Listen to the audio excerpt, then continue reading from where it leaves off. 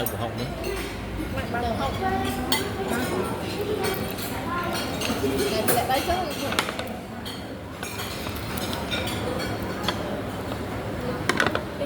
còn mày thì bay đã trong xong ở đông này là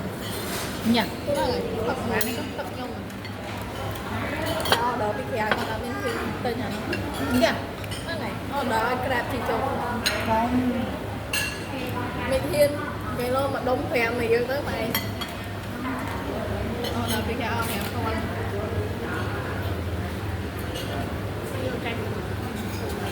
không cái đó